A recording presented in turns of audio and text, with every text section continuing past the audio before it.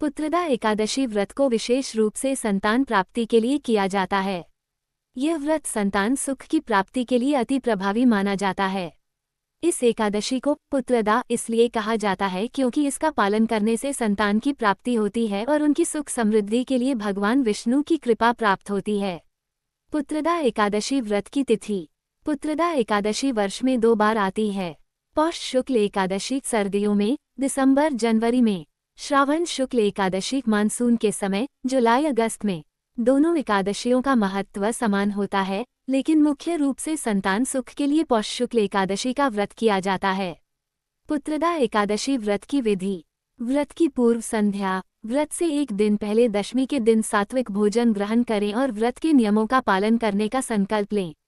प्रातःकाल स्नान। एकादशी के दिन प्रातःकाल स्नान कर लें। इसके बाद भगवान विष्णु की पूजा करने का संकल्प लें। व्रत की पूजा विधि। भगवान विष्णु की प्रतिमा को साफ जल से स्नान कराएं। पीले वस्त्र पहनाएं और धूप दीप जलाकर भगवान विष्णु की पूजा करें। विष्णु सहस्त्रनाम या विष्णु स्तोत्र का पाठ करें। श्रीमद्भागवत कथा का पाठ करना भी फलदायी होता है।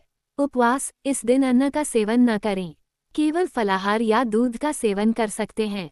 संपूर्ण रूप से जल व्रत करने का भी विशेष महत्व है। रात्रि जागरण। रात्रि में जागकर भगवान विष्णु के नाम का कीर्तन करें और उनकी महिमा का ध्यान करें। द्वादशी। अगले दिन द्वादशी के दिन ब्राह्मणों को भोजन कराएं और दक्षिणा देकर व्रत का पारण करें।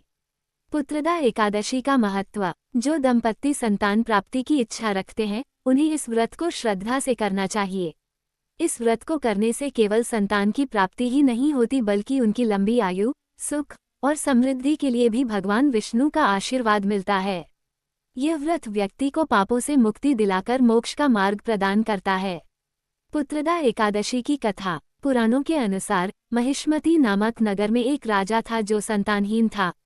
राजा और रानी ने अनेक उपाय किए, परंतु संतान नहीं प्राप्त हुई। तब ऋषियों के कहने पर उन्होंने पुत्रदा एकादशी का व्रत किया। इस व्रत के प्रभाव से उन्हें योग्य और धर्मपरायण पुत्र की प्राप्ति हुई। इस प्रकार पुत्रदा एकादशी व्रत संतान प्राप्ति के लिए अत्यंत शुभ माना